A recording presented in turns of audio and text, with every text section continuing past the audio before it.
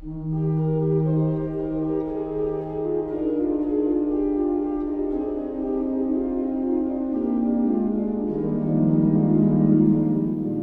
nouveau le plaisir de vous accueillir ce matin en cette église protestante de Bischwiller.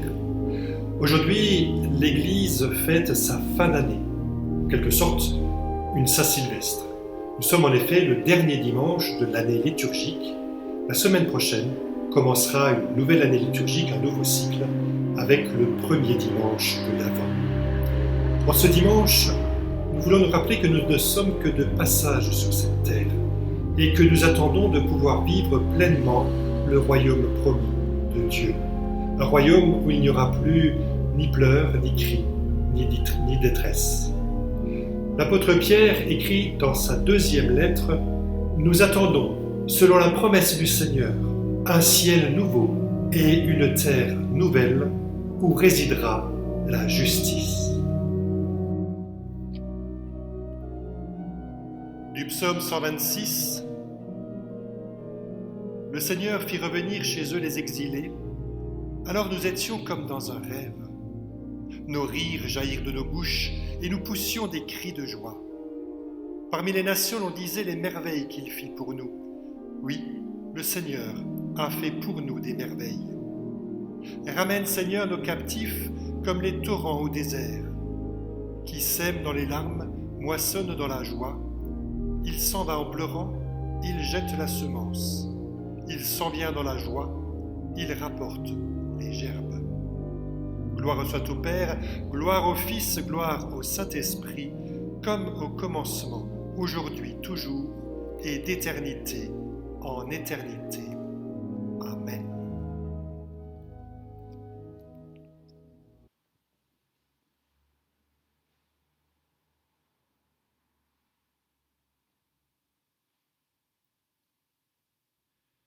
Dieu Tout-Puissant, Maître de la vie et de la mort, tout vient de toi et tout retourne à toi. Père éternel, nous te prions, Seigneur, prends pitié. Seigneur Jésus, notre juge et notre sauveur, tu nous ouvres les portes de la vie éternelle, Sauveur du monde, nous t'en prions. Christ, prends pitié. Esprit Saint consolateur, tu emplis notre cœur d'espérance et de paix. Lumière éternelle, nous te prions. Seigneur, prends pitié. Dieu notre Père nous fait miséricorde. En Jésus le Christ, il nous accorde son salut. Jamais on ne l'a entendu, ni appris. Personne n'a vu un autre Dieu que toi agir ainsi envers l'homme qui espère en lui. Avec confiance, marchons dans la joie du Seigneur. Amen.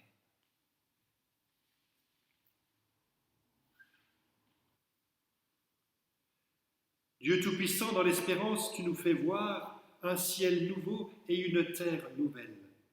Par l'Esprit Saint, répandu en nos cœurs, donne-nous d'attendre et de préparer avec foi le règne de ton Fils, lui qui fait toutes choses nouvelles, dès maintenant et pour les siècles des siècles.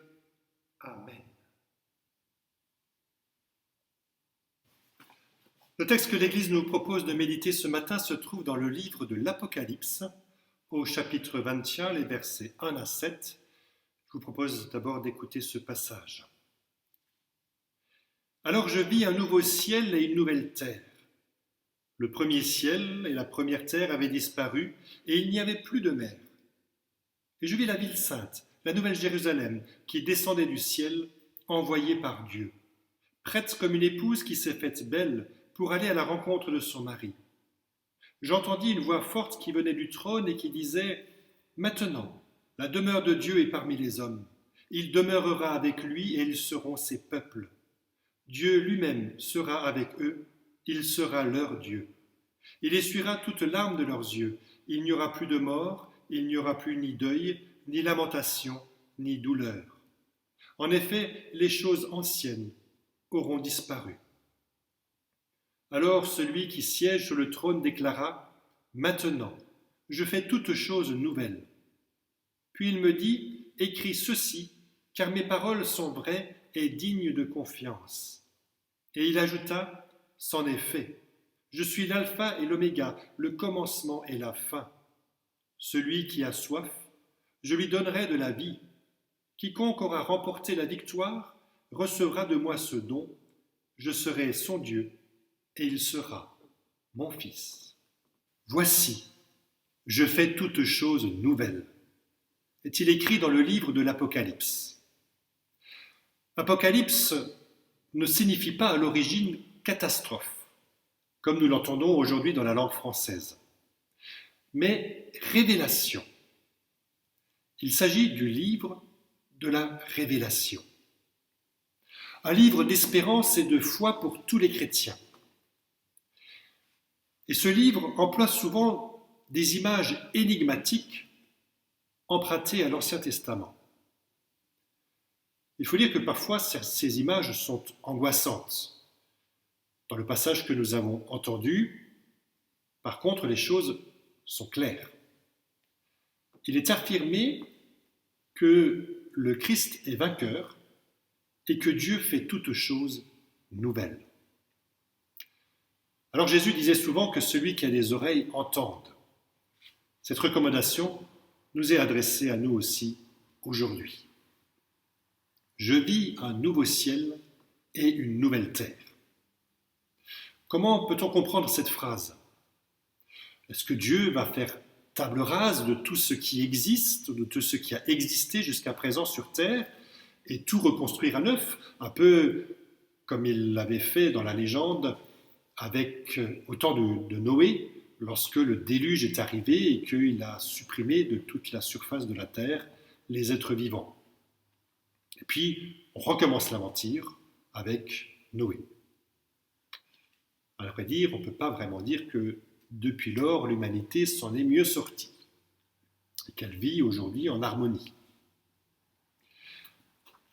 L'apôtre Jean a écrit ces lignes après avoir eu une vision. Il a, de ses yeux, vu une grâce. Il contemple ce monde et il voit l'agissement de Dieu. Il voit les merveilles que Dieu a réalisées dans ce monde. En fait, au contact de Dieu, ses yeux se sont ouverts sur une réalité nouvelle. Au lieu de voir le monde avec tout ce qui est de désespérant, tout ce qui va de travers, il voit tout d'un coup le monde avec tout ce qu'il contient de beau et surtout avec tout ce que Dieu projette comme espérance pour ce monde. Jean voit désormais la présence de Dieu et la réalité de son règne.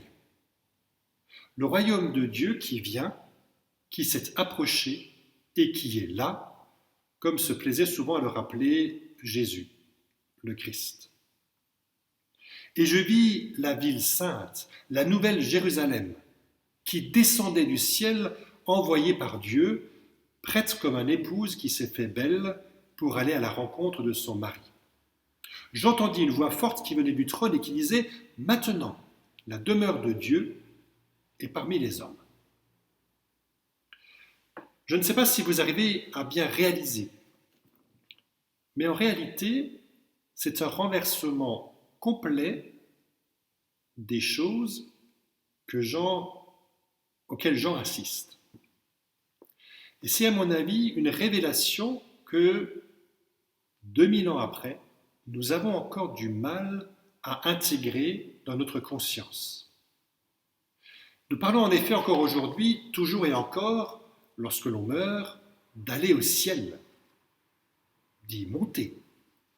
Lorsque l'on prie Dieu, on regarde instinctivement vers le ciel, comme si tous les espoirs que nous avons se concentrent sur ce ciel. Comme si le ciel, en fait, était notre planche de salut. Il n'y a au fond réellement que les Gaulois qui avaient peur que le ciel ne leur tombe sur la tête. Et je dois dire que, d'une certaine mesure, ils avaient bien raison. Le ciel risque bel et bien, non pas de nous tomber sur la tête, mais de descendre parmi nous. C'est ce que Jean voit concrètement dans sa vision. La Jérusalem, la nouvelle Jérusalem, qui descend du ciel. Si du temps du prophète Élie, ce dernier est monté dans un char de feu au ciel, dans la vision de Jean, c'est le ciel qui descend sur la terre. Maintenant, est-il dit dans le texte, la demeure de Dieu est parmi les hommes. Il demeurera avec eux et ils seront ses peuples. Dieu lui-même sera avec eux, il sera leur Dieu. Il essuiera toute larme de leurs yeux, et il n'y aura plus de mort, il n'y aura plus ni deuil, ni lamentation, ni douleur. En effet, les choses anciennes auront disparu, s'écrie une voix forte. En fait, depuis le début de la création, Dieu est en quête de l'homme. Dans le jardin d'Éden, déjà, Dieu cherchait Adam et Ève. Du temps d'Abraham, il va le visiter sous sa tente. Il a également lutté avec Jacob et il guidait le peuple d'Israël dans le désert au travers d'un tourbillon de vent. Salomon lui a construit un temple comme lieu d'habitation.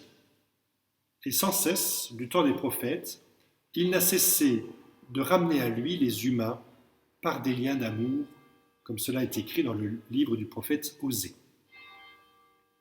Mais c'est en Jésus-Christ que Dieu s'est vraiment fait proche. C'est lui que cette présence de Dieu sur terre, en lui, qui est devenue réalité. Il a habité parmi nous, il a habité parmi nous comme un homme, en Jésus, et il continue à habiter parmi nous par son Esprit Saint. Mais c'est en Jésus-Christ que Dieu s'est vraiment fait proche. C'est en lui que cette présence de Dieu sur terre est devenue une réalité. Il a habité parmi nous comme un homme, en Jésus, et il continue à habiter parmi nous par son Esprit Saint. C'est le prophète Ésaïe qui exprime le mieux cette proximité de Dieu lorsqu'il écrit « Dieu dit, ne crains rien, je te connais par ton nom, tu es à moi. Avant même que tu ne fus conçu dans le ventre de ta mère, je te connaissais. » C'est là l'expression d'un Dieu qui nous est réellement proche, qui nous connaît, même avant que nous puissions pousser notre premier cri. Maintenant, la demeure de Dieu est parmi les hommes. Il demeurera avec eux et ils seront ses peuples. Dieu lui-même sera avec eux, il sera leur Dieu. Et le texte dit bien « maintenant ». Ce n'est pas dans 10 ans, ce n'est pas dans 100 ans, ni dans 1000 ans, c'est maintenant. Que celui qui a des oreilles entende et que celui qui a des yeux voit. En Jésus, Dieu nous montre ainsi que le ciel n'est ni à acheter, ni à escalader comme dans la vision de Jacob, où il vit une échelle où descendaient et montaient des anges. Dieu lui-même descend vers nous. Voilà donc la révélation que voit Jean dans sa vision. Le royaume est là.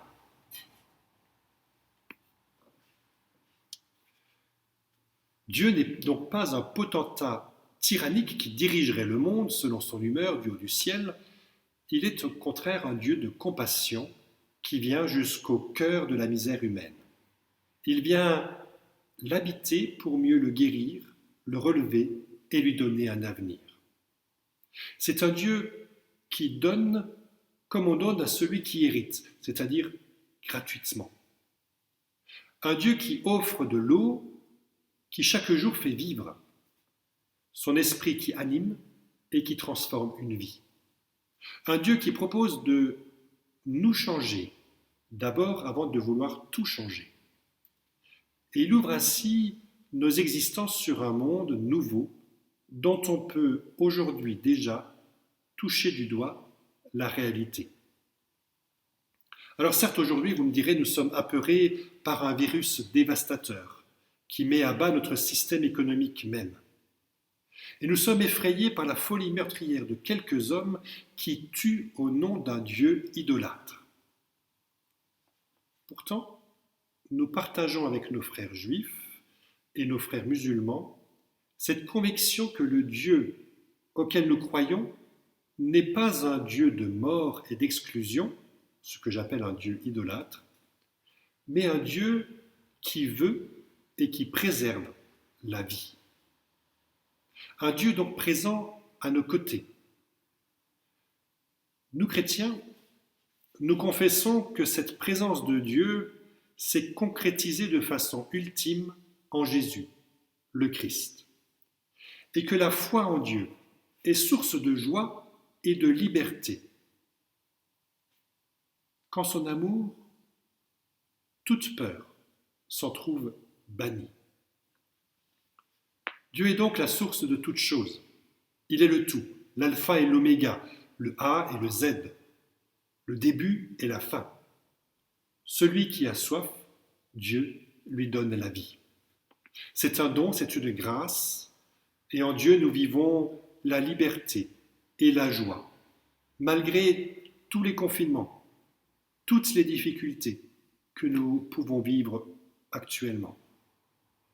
Puissions-nous, nous aussi, vivre de cette réalité, d'une présence de Dieu chaque jour dans notre vie, tout comme l'apôtre Jean l'a vu à son époque. Amen.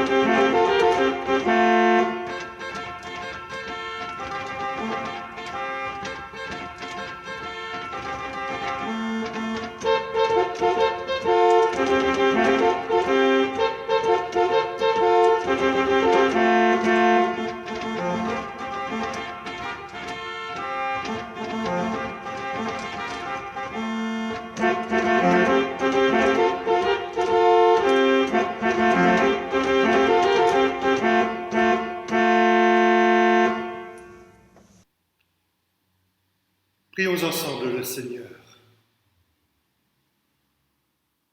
Dieu notre Père, ton Fils Jésus est lumière, aujourd'hui et pour le monde à venir. Par lui nous te prions. Donne à ton Église d'être un reflet fidèle de ta vérité et de ton amour.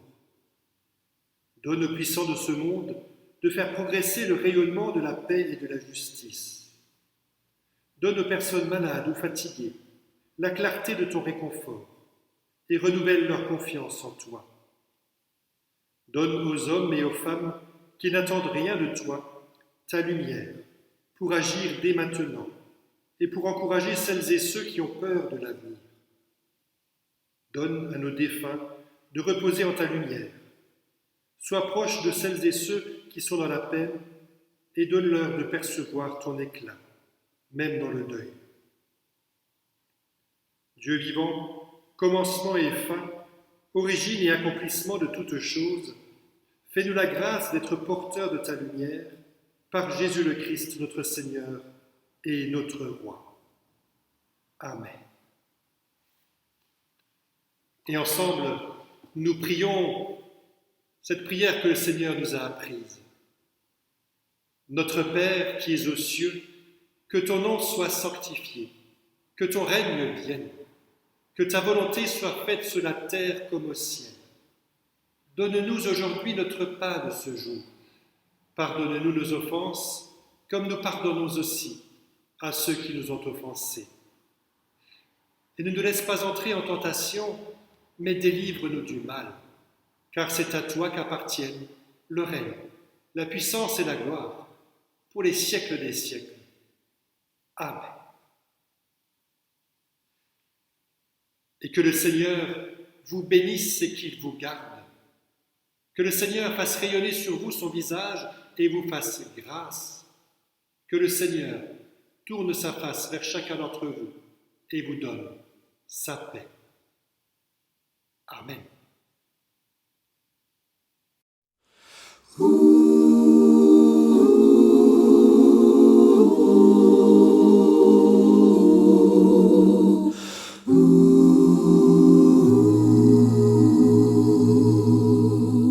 Que la grâce du Seigneur Jésus-Christ, l'amour de Dieu et la communion du Saint-Esprit soit avec vous tous, soit avec vous tous. Que la grâce du Seigneur Jésus-Christ, l'amour de Dieu et la communion du Saint-Esprit soit avec vous tous, soit avec vous tous, soit avec nous tous.